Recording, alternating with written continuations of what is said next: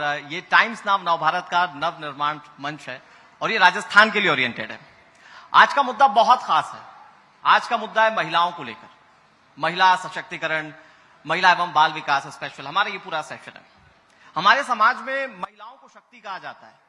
ये हमारे समाज को शक्ति देती हैं, हमारे घर को शक्ति देती हैं, आप अपने आसपास जितने भी सराउंडिंग्स है सबको शक्ति देती हैं। लेकिन एक स्याह पहलू ये भी है कि हमारे समाज में कुछ ऐसा वर्ग है महिलाओं से जुड़ा हुआ जिसे आज शक्ति की जरूरत खुद है। ऐसे में बहुत जरूरी हो जाता है कि आपकी सरकारें जो हैं, आपके आसपास के जो जनप्रतिनिधि हैं या बड़े बड़े ऑफिसर्स हैं, वो आपके लिए क्या कदम उठाते हैं। तो आज इस मंच पर हम ये आपके सामने साझा करेंगे कि आपकी राज्य सरकार, माननीय मुख्यमंत्री अशोक गहलोत जी का विजन क्या है, आपसे जुड़े हुए जो तमाम अधिकारी हैं वो क्या आपके लिए कदम उठा रहे हैं। हमारे साथ इस पूरे सेशन में बातचीत करने के लिए डॉक्टर मंजू यादव जी हैं, डिप्टी डायरेक्टर है इंटीग्रेटेड चाइल्ड डेवलपमेंट सर्विस की। मैम, सबसे पहले बहुत बहुत स्वागत है आपका। और मैं सबसे पहले शुरुआत करता हूं मुख्यमंत्री अशोक गहलोत की ओर से जो एक विजन रखा गया कि सोशल सिक्योरिटी होनी चाहिए, न्यूट्रिशन सिक्योरिटी होनी चाहिए, क्योंकि आप संबंधित विभाग से हैं। तो मैं सबसे पहले आपसे ये समझने की कोशिश करता हूं कि ये विभाग कैसे महिलाओं के लिए काम कर रहा है, क्योंकि आज के समय में महिलाएं जो प्रेग्नेंट होती हैं या उनके बच्चे, कमजोरी का एक बहुत बड़ा प्रॉब्लम है, एक इशू है।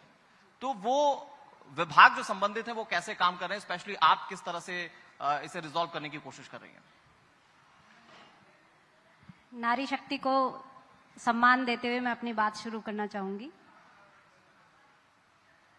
राजस्थान की आधी आबादी हमारी महिलाएं हैं और महिलाओं के सर्वांगीण सशक्तिकरण की सोच हमारे माननीय मुख्यमंत्री जी की है।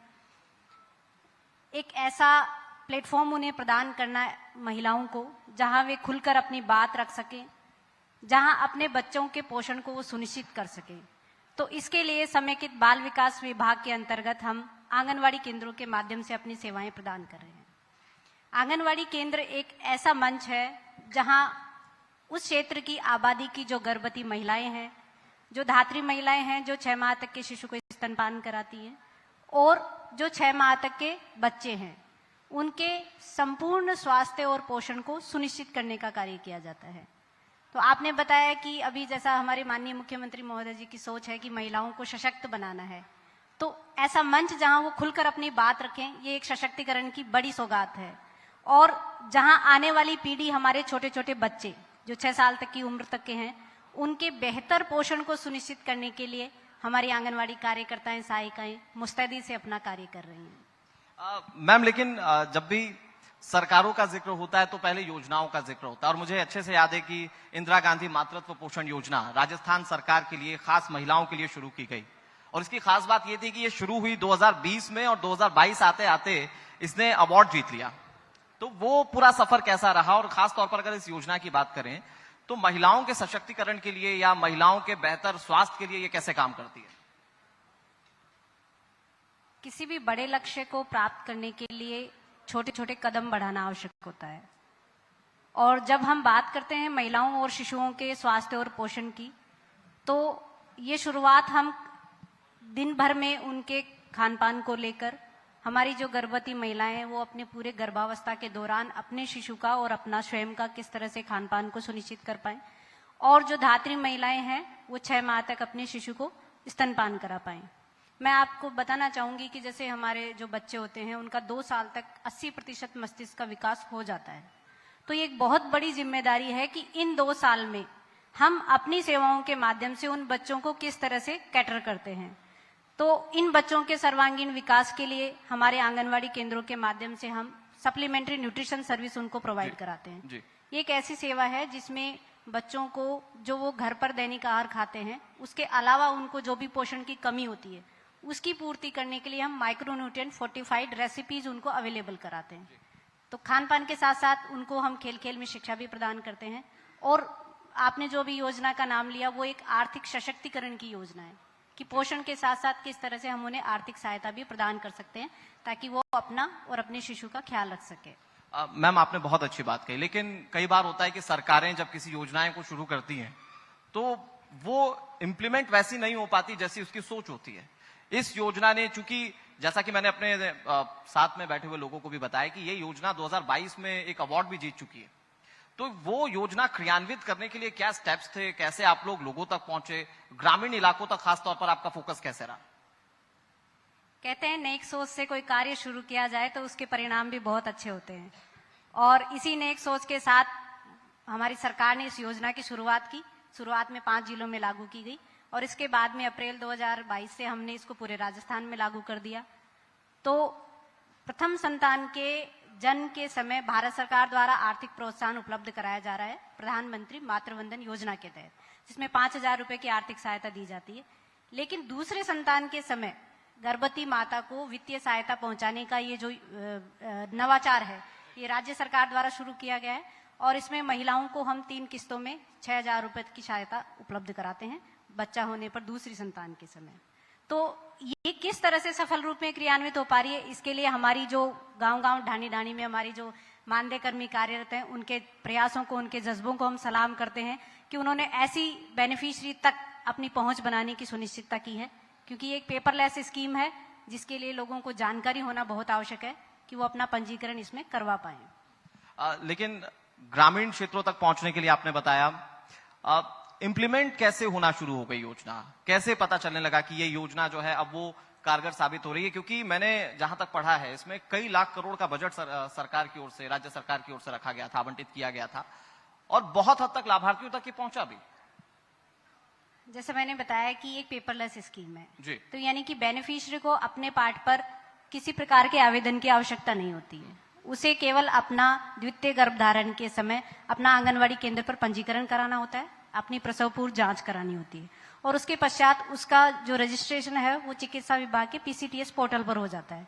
पीसीटीएस पोर्टल पर सेकंड प्रेगनेंसी का जो डेटा है वो वहां से फैच होकर हमारे राज्य पोषण पोर्टल पर आ जाता है और वहां से एलिजिबल बेनिफिशियरी को हम आइडेंटिफाई करते हैं।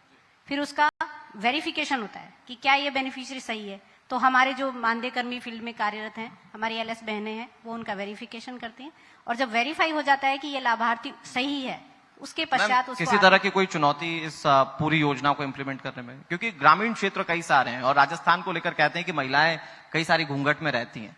घूंघट से इस योजना तक महिलाओं को कैसे पहुंचाया गया? वास्तविक रूप में बड़ी चुनौती होती है कि जब भी कोई नई योजना आती है तो उसकी हम जनता तक कैसे पहुंच सुनिश्चित कर सकें, और जज्बा हो तो सब कुछ संभव है। ऐसा ही कुछ कर दिखाया हमारी इन बहनों ने, जिन्होंने कि इस योजना के बारे में व्यापक प्रचार प्रसार किया। राज्य स्तर से भी हमने आईसी के रूप में बहुत सारे सामग्री जनता तक पहुंचाने का प्रयास किया। छोटी छोटी फिल्मों के माध्यम से, मैसेजिंग, होर्डिंग, इन सब के माध्यम से हमने लोगों में जागरूकता उत्पन्न की और अब ये हालात हैं कि लोग स्वतः प्रेरित होकर इस योजना का लाभ उठाने के लिए आगे आ रहे हैं। ये बहुत इंपॉर्टेंट बात कही मैम आपने कि लोग खुद इसके बारे में जानने लगे, मतलब इसको लेकर पब्लिक अवेयरनेस है। जी, ये पब्लिक अवेयरनेस जो लोगों के बीच में आई है उसके लिए क्या मेजर्स हैं? क्योंकि आज भी हम देखें कि बहुत सारे ऐसे राज्य हैं जहां पर महिलाओं को जरूरतें हैं, बट ये पब्लिक अवेयरनेस ना होने की वजह से वो योजनाएं जो उनके लिए चल भी रही होती हैं वो उन्हें नहीं मिल पाती हैं। राजस्थान में ऐसा क्या अलग है? योजना क्रियान्वित तब हो पाती है जब उसकी लोगों के बीच में स्वीकार्यता होती है और लोगों के बीच स्वीकार्यता होने के लिए उसकी लोगों तक जानकारी होना आवश्यक है। तो हम पोषण अभियान के अंतर्गत प्रत्येक साल मार्च माह में पोषण पखवाड़ा मनाते हैं और सितंबर माह में पोषण माह मनाते हैं। ये डेडिकेटेडली ऐसे पखवाड़ा और माह होते हैं जिसमें हम जन जन तक अपनी पहुंच सुनिश्चित करते हैं और उस पोषण के मैसेज को और हमारी योजनाओं को लोगों तक पहुंचाने का प्रयास करते हैं। और इसी को एक आंदोलन के रूप में जब हम देखते हैं कि सितंबर माह के बाद में लोगों को इतनी अवेयरनेस आती है कि वो अपने आप इन योजनाओं के बारे में जानकारी लेने के लिए हमारे आंगनवाड़ी केंद्रों पर संपर्क करते हैं। तो ये एक सतत प्रयास है जो लगातार जारी है। ये तो मैम बहुत अच्छा लगा, लेकिन अगर हम महिलाओं के लिए, जो हमारे देश की आधी आबादी है, उनके लिए बात करें और सिर्फ एक योजना की बात हो जाए तो मुझे लगता है कि ये नाइंसाफी होगी। राजस्थान में सरकार महिलाओं को लेकर अभी और क्या सोच रही है, क्या विजन है और अभी तक कौन कौन सी योजनाएं जो है वो खास तौर पर महिला ओरिएंटेड चलाई गई है? महिलाओं की सोशल सिक्योरिटी और न्यूट्रिशन सिक्योरिटी हमारे विभाग का मुख्य उद्देश्य है। तो न्यूट्रिशन सिटी के पार्ट पे में हम आंगनवाड़ी केंद्रों पर महिलाओं को उनके पोषण को सुनिश्चित करने के लिए पूरक पोषाहार उपलब्ध कराते हैं और ये सरकार का नवाचार है कि जो पूरक पोषाहार हमारे बेनिफिशियरी को उपलब्ध करवाया जा रहा है वो माइक्रो न्यूट्रिएंट फोर्टिफाइड है, यानी बहुत से ऐसे सूक्ष्म पोषक तत्व जो उसको डेली डाइट से नहीं मिल पाते हैं वो हमारे इस पोषाहार से मिलते हैं। इसके अलावा हमारी जो बहनें हैं उनको आंगनवाड़ी केंद्र पर जागरूकता के लिए माह में 2 बार हम CBE यानी कम्युनिटी बेस्ड इवेंट आयोजित करवाते हैं, जहां जो गर्भवती महिला है उसकी गर्भावस्था परामर्श यानी उसको गर्भावस्था के दौरान क्या खाना है, किस तरह से अपने शिशु का ख्याल रखना है, ये हम उसे परामर्श देते हैं। इसी के साथ साथ जो 6 माह के शिशु होते हैं, हम सभी जानते हैं कि 6 माह तक शिशुओं को एक्सक्लूसिव ब्रेस्ट फीडिंग कराना चाहिए, यानी माता को केवल अपना स्तनपान कराना चाहिए। 6 माह जब पूरे हो जाते हैं तो उसके बाद उसको ऊपरी आहार क्या खिलाना चाहिए, कि स्तनपान के साथ साथ जो ऊपरी आहार खिलाना है उसके संबंध में हम अन्नप्राशन दिवस मनाते हैं। हमारे जो पुरुष हैं उनकी महिलाओं के स्वास्थ्य पोषण को सुनिश्चित करने में उतनी ही बड़ी भागीदारी होती है जितनी स्वयं महिला की होती है। तो उनको जागरूक करने के लिए भी हम सुपोषण दिवस और जन स्वास्थ्य संदेश दिवस मनाते हैं। तो एक तरीके से हम ये कह सकते हैं कि न केवल योजनाएं जा रही हैं, अपितु उन योजनाओं के लिए लोगों को अवेयर करने के लिए पर्याप्त परामर्श और जानकारी भी हमारे केंद्रों पर उपलब्ध की जा रही है।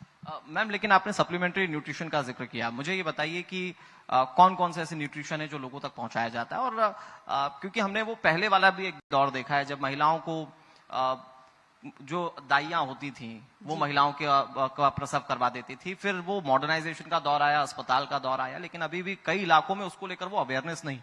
तो उस अवेयरनेस के लिए क्या कदम आप लोग उठाते हैं? जो सप्लीमेंट्री न्यूट्रिशन हम आंगनवाड़ी केंद्रों पर उपलब्ध कराते हैं, सबसे पहले हमने इंश्योर किया कि वो माइक्रोन्यूट्रिएंट फोर्टिफाइड हो, यानी कि जो आपको रिक्वायर्ड कैलोरी और प्रोटीन और जो माइक्रोन्यूट्रिएंट लेवल एक प्रेग्नेंट लेडी के लिए या एक लैक्टेटिंग मदर के लिए जरूरी है, वो हमारे उस फूड पैकेट से इंश्योर होना चाहिए। दूसरी बात, उसकी डिलीवरी उस बेनिफिशियरी तक हो, इसके लिए हमने पूरा एक मैकेनिज्म तैयार किया कि हम QR कोड स्कैन करके उसकी डिलीवरी प्राप्त करें। और फिर तीसरी बात कि बेनिफिशियरी उसको खाए, तो उसके लिए भी उसको पूरी समझाइश की जाती है कि आपके लिए स्पेशली डिजाइन किया गया है और इसमें इस तरह के पोषक तत्व मिलाए गए हैं कि आप खाएंगे तो आपका और बच्चे का संपूर्ण विकास होगा। और सबसे बड़ी बात यह है कि जब महिलाएं अपने गर्भावस्था के दौरान जो उनको उचित खान पान का ध्यान रखना है, वो बहुत से परिवार होते हैं जो आर्थिक दृष्टि से सशक्त नहीं हो पाते और वो उसकी पूर्ति नहीं कर पाते, तो ऐसी स्थिति में ये योजनाएं उनके लिए मील का पत्थर साबित होती है। मैम, मैंने अभी आपको सुना और कई लोग भी सुन रहे होंगे, तो आपने जिक्र किया कि QR कोड होता है जी। तो ये अभी राजस्थान के गांव में QR कोड को लेकर अवेयरनेस है, महिलाएं जानती हैं कि उस QR कोड से क्या होगा? जो हमारे मैकेनिज्म में हमारी आंगनवाड़ी कार्यकर्ताएं होती हैं, जिनकी जिम्मेदारी होती है कि ये पूरक पोषाहार उन्हें प्राप्त करना है और उसके बाद बेनिफिशियरी तक पहुंचाना है, तो उनको आज पूरी जानकारी है। वे इतनी सशक्त हो गए हैं, आप देखें हमारी बहनें जो हैं वो इतनी सशक्त हैं कि उन्होंने स्मार्टफोन यूज करना शुरू किया है और ICDS में एक डिजिटल क्रांति आ गई है कि महिलाएं स्मार्टफोन यूज कर रही हैं, पोषण ट्रैकर के माध्यम से आंगनवाड़ी की दैनिक रिपोर्टिंग कर रही हैं और उस स्मार्टफोन पर दिए गए ऐप के माध्यम से ही वो हमारे पोषाहार के QR कोड को स्कैन करती हैं।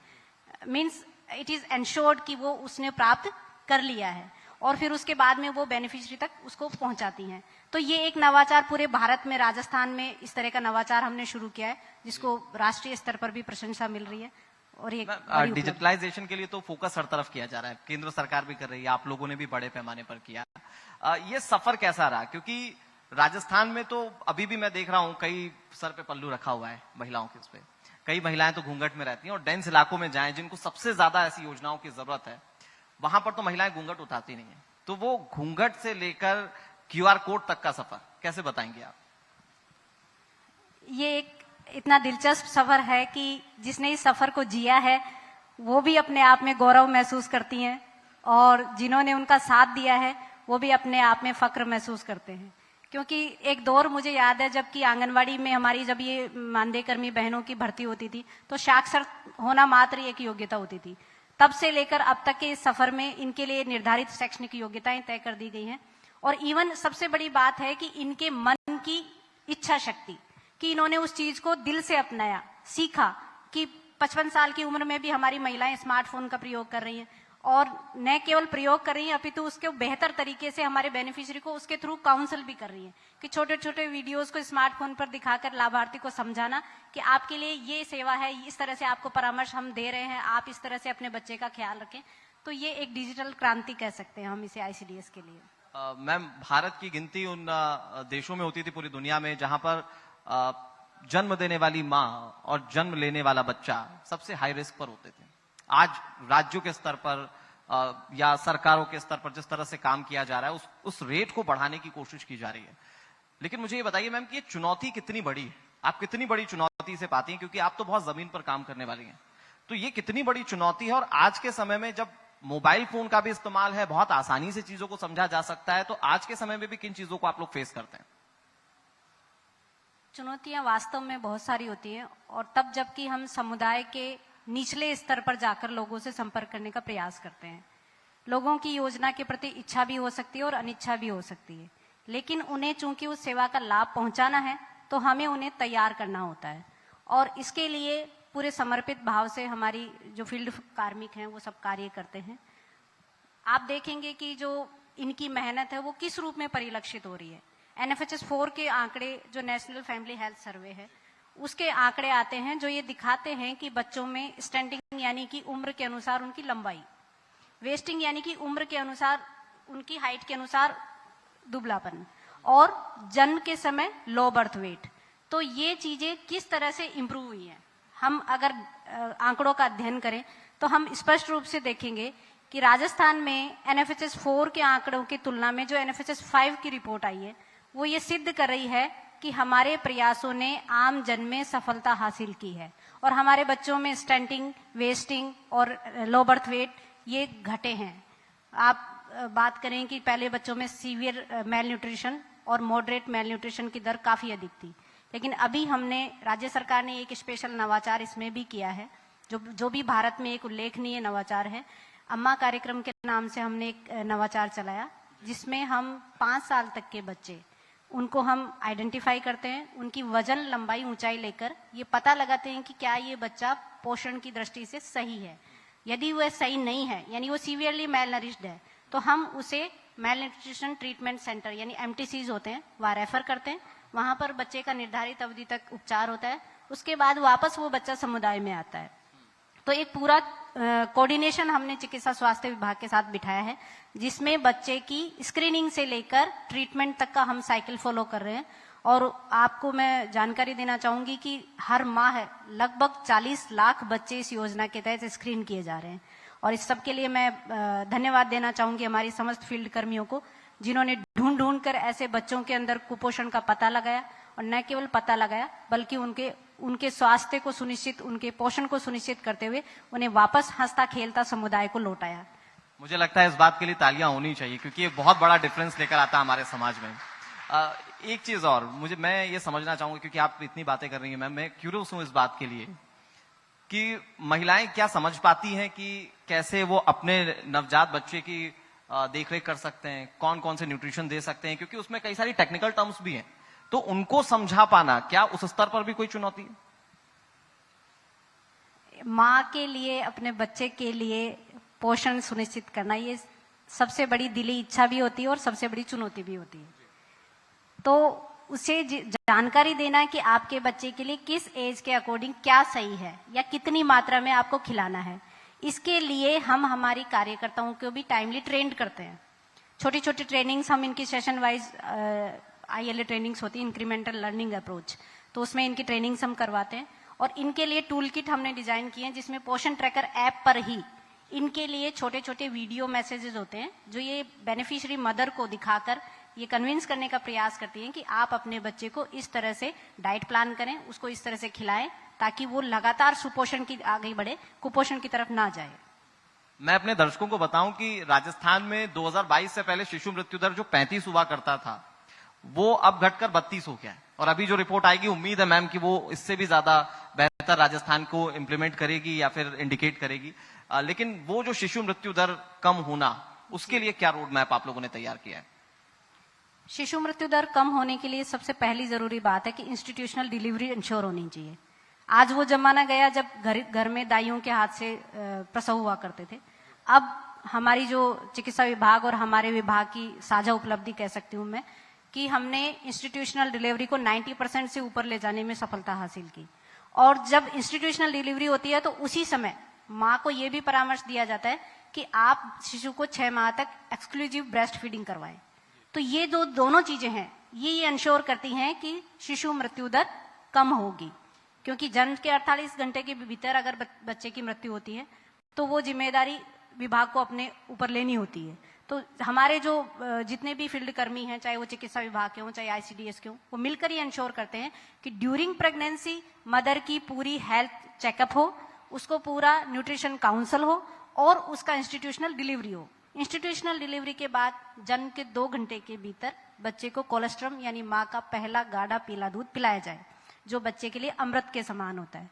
आज हमारे बहनों के प्रयास से आप देखेंगे कि जब बच्चे को शुरुआत में जन्म के समय घुट्टी पिलाने का रिवाज था, आज वो बिल्कुल बंद हो गया है और माताएं अपना पहला गाढ़ा पीला दूध यानी कोलेस्ट्रम ही बच्चे को पिलाती हैं। वो एक ऐसा टूल है जिससे कि बच्चा ताउम्र स्वस्थ रहता है, बीमारियों से कम ग्रसित होता है और शिशु पहला वैक्सीन कहते हैं उसे। Yes, definitely that is first vaccine for the mother and child. Mother उसको देती है, लेकिन बच्चे के लिए वो एक तरीके का अमृत होता है। मुख्यमंत्री अशोक गहलोत को लेकर जो चर्चा है वो ये है कि वो महिलाओं को लेकर काफी संवेदनशील है, जो स्थिति है उसे बेहतर कैसे किया जाए उसको लेकर हमेशा कदम उठाते हैं। अगर मैं विजन की बात करूं, विभागवार अगर मैं विजन की बात करूं, तो आप लोगों के विभाग में या आप लोगों के डिपार्टमेंट में अभी किस तरह की जिम्मेदारियां आप लोगों के पास हैं और आने वाले वक्त के लिए आप क्या विजन देखती है, महिलाओं का उत्थान और कैसे होगा? महिलाओं को उत्थान के लिए सबसे पहली बात कि उन्हें आंगनवाड़ी केंद्रों के माध्यम से रोजगार प्राप्त हो रहा है, तो इसमें भी सरकार ने प्रयास किया कि 10,000 नए आंगनवाड़ी सेंटर खोले जाएंगे, तो उसमें हमारी बहनों को और रोजगार मिलेगा। फिर दूसरी बात, जहां वे कार्य कर रही हैं, अपनी सेवा के 4 घंटे प्रतिदिन बिता रही हैं, वो एनवायरनमेंट ऐसा फ्रेंडली और हाइजीन होना चाहिए जहां पर वो खुशी से काम कर सके और साथ में आने वाले बेनिफिशियरी और हमारे बच्चे भी ऐसे हेल्दी वातावरण में काम कर सके। इसके लिए सरकार ने 25,000 आंगनवाड़ी केंद्रों को अनिल अग्रवाल फाउंडेशन के साथ टाई अप करके और नंदघर के रूप में विकसित करने का कार्य शुरू किया है। तो आप देखेंगे कि आंगनवाड़ी सेंटर्स पर पेंटिंग हो रही है, बच्चों के लिए चाइल्ड फ्रेंडली टॉयलेट्स हैं, पेयजल की सुविधा है। तो ये एक ऐसा विचार है जहां हाइजीन कंडीशन में हमारी महिलाएं काम कर पा रही हैं। फिर तीसरी बात ये कि इन्हें आर्थिक दृष्टि से और कैसे सशक्त बनाया जा सकता है, तो इसके लिए बहुत सारी उद्यम प्रोत्साहन योजनाएं, इनके कौशल विकास के लिए प्रशिक्षण योजनाएं, इनके लिए कंप्यूटर प्रशिक्षण योजनाएं, ये हमारी सरकार चला रही है। और मेंस्ट्रुअल हाइजीन को इंश्योर करने के लिए उड़ान योजना भी सरकार द्वारा चलाई जा रही है। तो ये ऐसी समेकित रूप से ऐसी योजनाएं हैं जो महिलाओं के होलिस्टिक डेवलपमेंट को शो करते हैं। मैं इसमें एक चीज और जोड़ता हूं, मैं मेल पार्टिसिपेशन को आप लोग कितना ध्यान में रखते हैं? क्योंकि महिलाओं को आप सारी जानकारियां दे दें, संसाधन दे दें, लेकिन अगर वो सपोर्ट नहीं रहेगा, घर पे मेल पार्टिसिपेशन नहीं रहेगा, तो शायद उतने बेहतर तरीके से क्रियान्वित नहीं हो पाएगा। आपने बिल्कुल सही कहा अनुराग जी, मेल पार्टिसिपेशन बिना शायद हमारी योजनाएं भी इतनी ज्यादा सक्सेसफुल नहीं हो पाए। इसलिए हमने पिछले 4-5 सालों से जो भी हमारा IEC मटेरियल है उसमें ये फोकस करने का प्रयास किया है कि हम पुरुषों की भागीदारी को कैसे ज्यादा से ज्यादा बढ़ा पाए, क्योंकि गर्भावस्था के दौरान माता का ख्याल रखना पुरुष की भी उतनी जिम्मेदारी होती है कि वो अपनी पत्नी का ख्याल रखे। तो सास के विचार परिवर्तन करने के साथ साथ पति के विचार परिवर्तन करना भी आवश्यक है। इसी प्रकार बच्चे के टीकाकरण के लिए, उसके लिए भी हम पिताओं की काउंसलिंग करते हैं और पूरे 6 साल तक बच्चे को जिस तरह से सुपोषित वातावरण घर में मिलना चाहिए वो सब कैसे इंश्योर करें, इसके लिए भी हम पुरुषों की भागीदारी सुनिश्चित कर रहे हैं। मैम, क्योंकि हमारे देश को विकसित कहा जाता है, अभी विकासशील कहा जाता है, विकसित होने में अभी टाइम लगेगा।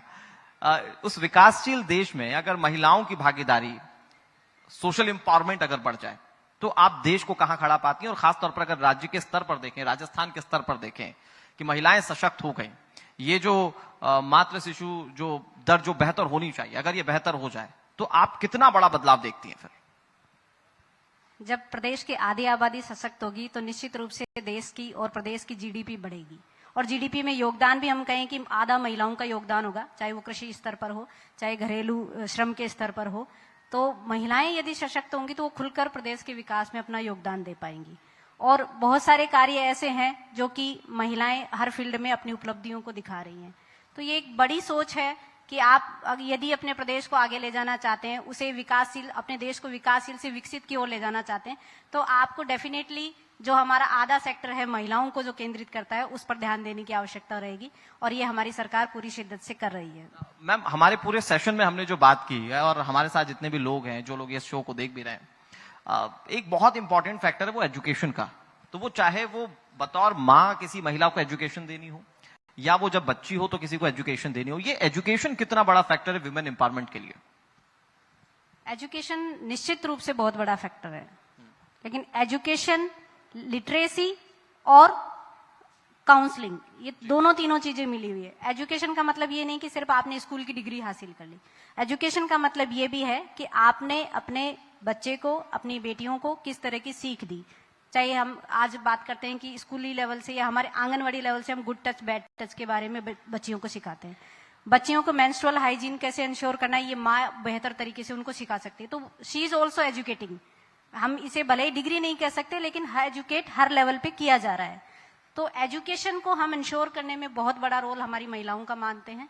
और जब वो एजुकेट होती हैं तो उसका बदलाव आप देखते हैं, चाहे शैक्षिक क्षेत्र में देख लीजिए, चाहे किसी भी क्षेत्र में देख लीजिए। एक बड़ा एग्जाम्पल आप खुद हैं। धन्यवाद इस कमेंट के लिए। और सामने जो हमारी बहनें बैठी हैं वो सब भी इस बदलाव का उदाहरण है कि उन्होंने घूंघट से बाहर आकर, कहते हैं घूंघट की बेड़ियां तोड़ने दो, महिलाओं को आगे बढ़ने दो।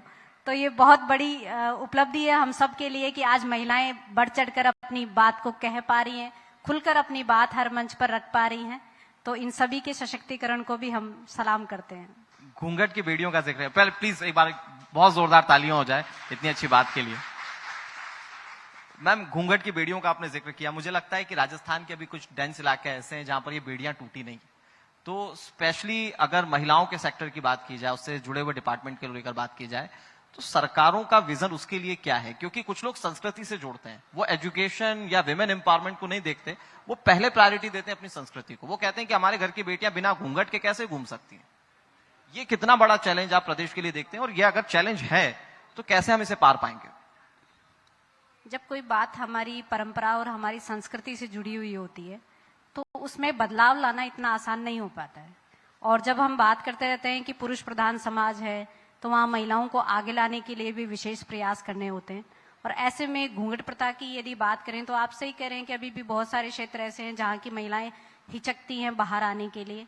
और पंचायती राज का जो आरक्षण हुआ है उसके पश्चात महिलाएं ऐसे प्लेटफॉर्म उनको मिलने लगे हैं कि वो मंच पर आकर अपनी बात कहने लगी हैं। और धीरे धीरे जब महिलाओं के हाथ में कमान आती है तो वो अपने आप अपने साथ अपनी बहनों को सशक्त करती हैं, उन्हें उस बेड़ियों को तोड़ने के लिए प्रेरित करती हैं, आगे आने के लिए प्रेरित करती हैं। और इसी का नतीजा है कि पंचायती राज के आरक्षण को कितने साल हुए हैं, लेकिन आज महिलाएं गांव से लेकर आप राज्य स्तर तक हमारी कॉन्स्टिट्यूएंसी के नेतृत्व में भी देख सकते हैं, सब जगह महिलाओं ने अपनी बात पूरी जोश के साथ रखी है, पूरी हिम्मत के साथ रखी है और घूंघट की बेड़ियों को तोड़ने में बहुत हद तक सफलता भी हासिल की है। मैम, यहां से लेकिन अगर राज्य सरकार के रोल को डिफाइन करना हो, योजनाएं कारगर होती हैं, वो विजन कारगर होता है, वो सोच कारगर होती है, राज्य सरकार के स्तर पर वो क्या चीज होती है जो इन कुरीतियों को भी खत्म कर सकती है और एक बेहतरीपन जो है वो हमारे समाज में ला सकती है? क्या बेहतरीन, क्या अहम फैक्टर है इसके लिए?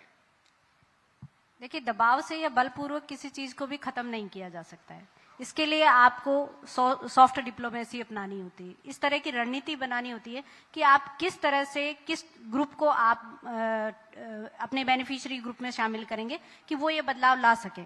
और जब सेंसिटिव इशू होता है कोई जो कि समाज की कल्चर से जुड़ा हुआ होता है तो वो एक बड़ा चैलेंज सरकार के लिए भी होता है।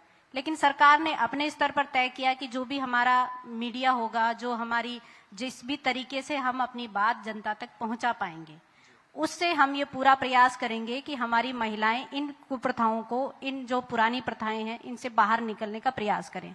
तो हमारे हर एक प्लेटफॉर्म पर, चाहे वो ग्राम सभा की बैठकें हों, वहां भी महिलाओं को पूरा मौका दिया जा रहा है। विशेष ग्राम सभाएं आयोजित की जाती हैं जहां महिलाएं आकर खुलकर अपनी बात रखती हैं। तो छोटे छोटे मंच से शुरू करके और विधानसभा तक के मंच पर आप देख रहे हैं कि ये बेड़ियां जो है धीरे धीरे तोड़ी जा रही है। मैम, विकास को लेकर जब बातें होती हैं, बातें बहुत लंबी खिंच सकती हैं, बहुत लंबी बात हम कर सकते हैं। मैं आपसे आखिर में एक चीज और समझता हूं कि जब भी आज हम बात करते हैं किसी भी सिनेरियो की, हम बात करते हैं कि आने वाले कुछ सालों में क्या। तो मैं अगर राजस्थान में महिलाओं के पर्सपेक्टिव से बात करूं कि आने वाले कुछ सालों में, स्पेशली अगर मैं एक डेडलाइन तय करूं इसके लिए कि 2030 तक, जो कि खुद मुख्यमंत्री भी फोकस कर रहे हैं, तो राजस्थान की महिलाएं 2030 तक आप कहां देखती हैं? 2030 तक मैं मान के चलती हूँ कि आज हमारी जो वुमेन एम्पावरमेंट है वो यदि 50% है तो 2030 तक हम लगभग 90% वुमेन एम्पावरमेंट तक पहुंच पाएंगे। वुमेन लिटरेसी को हम बढ़ाकर और 80% से ऊपर ले जा पाएंगे। और महिलाएं से जुड़े हुए जो मुद्दे हैं, जैसे कि महिलाओं में हिंसा या महिलाओं के प्रति अपराध की घटनाएं, इनको कंट्रोल करने के लिए भी एक स्ट्रेटेजिक प्लान सरकार के स्तर से बनाया जाता है और उनमें भी चरणबद्ध रूप से कमी करने के लिए हम सभी प्रयासरत हैं। और विजन 30 में हम परिकल्पना करते हैं कि महिलाओं के लिए एक सुरक्षित वातावरण उपलब्ध होगा, उनके हौसलों को उड़ान देने के लिए एक खुला मंच होगा, उनकी बात को कहीं भी रखने के लिए एक खुला प्लेटफॉर्म होगा और खुद महिलाएं इतनी सशक्त होंगी कि वो हर एक मंच पर अपनी बात खुलकर कह पाएंगी। तो जब आप ये बदलाव 2030 तक देखेंगे तो हमारा विभाग भी एक बदले रूप में नजर आएगा, जहां चारों ओर आप महिलाओं की खुशहाली और उनकी तरक्की को देख पाएंगे। मुझे लगता है कि एक जोरदार तालियां होनी चाहिए। एक सुनहरे भविष्य का सपना गढ़ रहे हैं मुख्यमंत्री अशोक गहलोत जी, आप जैसे अधिकारी में। एक और आखिरी चीज, क्या ये योजनाओं के तौर पर होगा या फिर जमीन पर काम करने के लिए कोई और तरीका? सरकार के द्वारा नीति निर्माण किया जाता है, नीति को क्रियान्वित करने के लिए योजनाएं बनती हैं और योजनाएं धरातल पर तब जाती हैं जब उससे जुड़ा हुआ अमला पूरी ईमानदारी से उसको क्रियान्वित करने का संकल्प ले। तो बिल्कुल इसी रूप में हम सरकार के विजन को जमीन पर लाने का प्रयास करेंगे कि जिस प्रकार के निर्देश हमारी योजनाओं में तय किए जाएंगे उनको हम सभी, केवल एक व्यक्ति परिवर्तन का बेड़ा नहीं उठा सकता, तो हमारी जो कड़ी से कड़ी जुड़ेगी वो सब मिलकर इस बदलाव को लाने में सक्षम हो पाएंगे। I hope so. नारी को नारायणी कहते हैं और कहा जाता है कि जहां नारी का वास होता है वहां भगवान खुद विराजते हैं। आखिरी में क्या संदेश देना चाहेंगे पूरे प्रदेश को या यूं कहिए कि देश भर की जनता, देश भर की महिलाओं को? मैं यही संदेश देना चाहूंगी कि आप अपने अंतर्मन की शक्ति को पहचानें। इस सृष्टि का आधार कहते हैं नारी है। यत्र नार्यस्तु पूजन्ते रमन्ते तत्र देवता। तो जब सृष्टि का आधार ही नारी है तो इस प्रदेश के विकास का आधार भी आप और हम हैं। आप खुलकर अपने विचारों को रखें, अपने संकल्प को पहचानें, अपनी इच्छा शक्ति को पहचानें और सरकार के इस विकास यात्रा में अपने आप को जोड़ के रखें। निश्चित रूप से हम 2030 तक इस बदलाव के साक्षी रहेंगे। आप सभी को मेरी शुभकामनाएं। धन्यवाद। शुक्रिया मैम। जैसा कि मैंने पहले भी कहा कि विकास की बातें बहुत लंबी हो सकती हैं, लेकिन आज के सेशन में आपने ये बताया कि क्या सरकार का विजन है और ना सिर्फ सरकार का विजन, अब तक सरकार ने किया क्या, वो कैसे एक बड़े चेंज के रूप में सामने आया, आपने इसको बहुत आसानी से बताया। बहुत शुक्रिया मैम आपका हमारे साथ जुड़ने के लिए और बातचीत करने के लिए।